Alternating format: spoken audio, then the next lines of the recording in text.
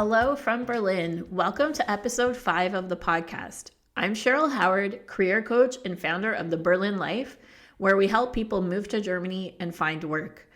On our website, you'll find 50 plus guides to living and working in Germany, career coaching services, community events, and a whole bunch more. Today, we're here to talk about working in Germany and discuss some obvious and not so obvious job search tips. I've got 7 tips to throw your way today. So, what can increase your chances of finding work in Germany? Tip number 1 is to up your language game. What we're seeing right now in the German job market is fewer and fewer jobs available in English. So obviously, German fluency is a somewhat low-hanging fruit. And even these days, a B level proficiency might not help. You need to be at the C level, which is pretty much considered German fluency, to really see success in either finding a job or moving up the career ladder. Another trend that's popped up is that many jobs require fluency in both German and English. So if you can manage to communicate fluently in those 2 languages, you'll make yourself a very attractive candidate to German companies. Tip number 2 is to seek work in highly demanded areas. We spoke about this in a previous episode, but there are certain professions where demand is only going to increase in the coming years. So this provides ample opportunity for foreign workers to find jobs in these areas. And as the demand for talent increases, if you work in one of these areas, you're going to be in a highly advantageous position. We're going to start seeing a shift in the German labor market that favors employees over employers. And the German government and German employers will start to take extraordinary measures to bring in desperately needed people. So this will translate to higher salaries, increased benefits and perks, and probably more that we can't even predict yet. And some of the in-demand areas are healthcare, education, the trades, and more. And once again, I'll share a relevant link in the show notes about highly demanded jobs in Germany. And if you don't work in these areas, to be honest, you might want to consider a career change. So just something to think about. Tip number 3, and probably the most important tip that we'll share during this episode, is to be strategic with your job search. Don't just apply for all jobs. As a hiring manager, I've seen people who worked as customer service agents apply for a senior product management position. And it's not to say that an applicant lacks the potential to be a product manager someday, but it doesn't make sense to apply for a job where you don't meet any of the requirements or don't have any of the qualifications. And trust me, this happens a lot. And as a hiring manager, it's a bit annoying because it's a waste of your time when you could be looking at people who are actually qualified for the position that you're trying to fill. And this is also going to sound harsh, but you need to stay in your lane to a certain point. And more importantly, you need to embrace a strategic mindset when you're looking for work in Germany. And if you can manage to do this, it will make the process of looking for work much easier and get you into that new job faster. So how do you get it done?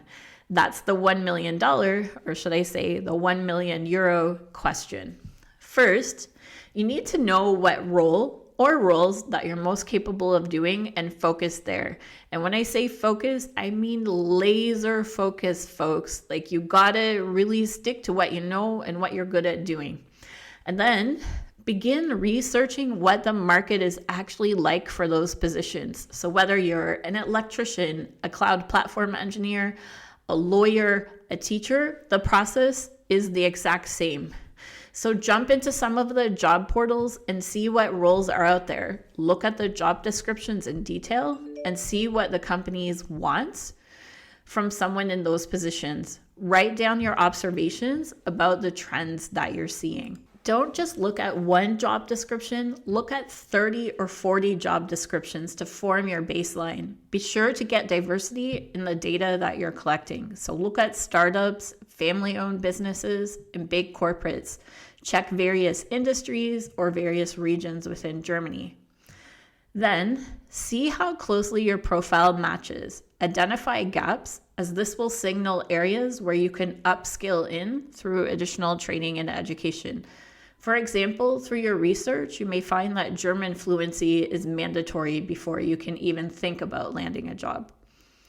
And through checking out various companies and job descriptions, you'll gain a big picture quite quickly. And you'll know which companies you really want to work for, and those companies are going to be your first target. The next step would be researching those companies more deeply. So look at the executives behind their company. Look at the mission and values. What are they looking to do? What are they looking to change in the world? Look at employee reviews on platforms like Glassdoor. What are past and current employees saying about them? Check out their competitors as well and see who's better at what, who holds the most market share, and more.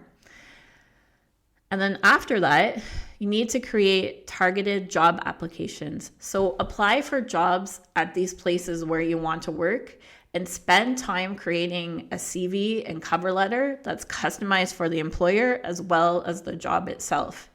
And if you don't see any relevant openings, you can also consider sending out an unsolicited or cold application to see if that will yield any results as well. And if you listened to last week's episode, where I take a deep dive into cold applications in Germany, you can find a whole bunch of tips. Also, apply via the company website and not by one of the 10,000 other job portals. Connect with people who work at the company on LinkedIn and send them messages letting them know you applied and you're interested in working there. Just start the conversation. Also, join online communities relevant to your profession and start connecting with people there. And if you're in one of Germany's bigger cities, attend related professional meetups. On to the next tip. Tip number 4, consider places in Germany that are not Berlin or Munich. Naturally, many of Germany's jobs can be found in its biggest cities like Berlin, Frankfurt, Hamburg, and Munich. But if you're not particularly attached to big city life, there are plenty of smaller cities and towns across Germany where you can find big and medium-sized companies who are keen to employ international talent. As it tends to be more difficult to recruit and keep people at these locations, they tend to offer very generous compensation. Some companies have literal campuses offering a cafeteria where your meals are free or subsidized. They employ company doctors, and some even have on-site daycare. That could be another interesting way to find a job in Germany. Tip number 5 is to go beyond LinkedIn. Even though I said you should apply directly on company websites, it doesn't mean avoiding using job search sites. Use them and use more than one job search site. Look at niche portals. Reach out to reputable recruiting firms. Those online forums I mentioned, look for job posting there. Start chatting with the people who posted those jobs. Perhaps you can even get a personal referral from them. And we actually have a guide to job search portals in Germany, and it's divided into several categories like sites for creatives, sites for students, medical professionals, and more. I'll post it to the show notes, so be sure to check that out as well. Tip number 6 is to treat finding a job like a job in itself. We know all the things that we've talked about today means a lot of work on your part, especially in today's tough job market. So you can decide how far you want to take your efforts, but trust me, following some of the tips we outlined today will definitely help you. And tackle your job search one step at a time. You could do research one day. You could work on your job application another day. You could apply for a handful of jobs a few days later. So you get the picture. And be consistent and set goals for yourself. So when I was looking for a job a couple of years ago, I made a commitment to apply for 2 jobs every single day for 2 weeks. And that's what I did. And it really worked and it yielded great results. Another tip is to take a break when it gets to be too much, because we all know that searching for a job is really, really stressful. And also seek out helpful resources, career coaches like myself. Hey, that's some shameless self-promotion, but I'm really good at helping people strengthen their CVs and cover letters, and my clients that have worked with me have found that they've gotten much better results and more interviews through those efforts. So definitely get in touch with me if you're interested. There's also like free education covered by the German government. You can ask for help in online groups, for example. What I'm really trying to say is that you can find a lot of support if you look for it. Like I mentioned them before, but I'll mention them again because I love them so much. But the Berlin Boss Babes Facebook group is one that always comes to mind for me. There's lots of really great and supportive women in there, and you can ask for career advice. You can find, and a lot of people just respond and they're incredibly kind. So you can find a lot of really great support there. Tip number 7, and this is a really hard one, and it's probably one of those obvious ones, but I think it's always worth reminding yourself about, and that's to not take rejections personally.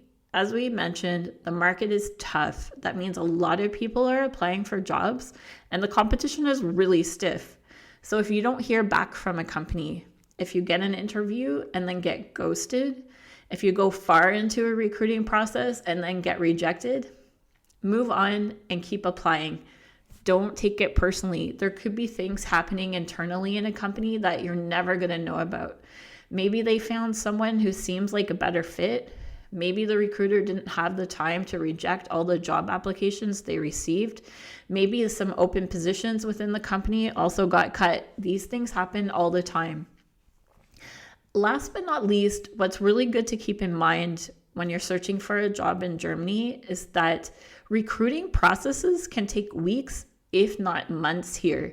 Things just tend to move really slow in Germany. I can give you a personal example. When I was searching for a job some time back, the end-to-end process for the company that I wanted to work for the most took a full 3 months. Like from when I submitted my application online to when I finally got the offer. So just know that things in Germany tend to be very, very slow. And it's not always like this, of course, but it does help to set expectations ahead of time so you can like preemptively avoid that future stress. And that's a wrap for today. So thank you so much for listening. I hope this advice helps you feel better and see more success with your search efforts in Germany. And if you have any questions or comments or even special requests for future episodes, send me an email. It's hello@theberlinlife.com. You can check the show notes for links to relevant resources, and you can also visit us at theberlinlife.com. As the podcast is free, I'd really love and welcome your support. So if you can subscribe and or rate us on Spotify, YouTube, or Apple Podcasts, maybe you can just recommend us to a friend, or you can also share some friendly or appreciative feedback with me directly. Thanks again, and see you next week.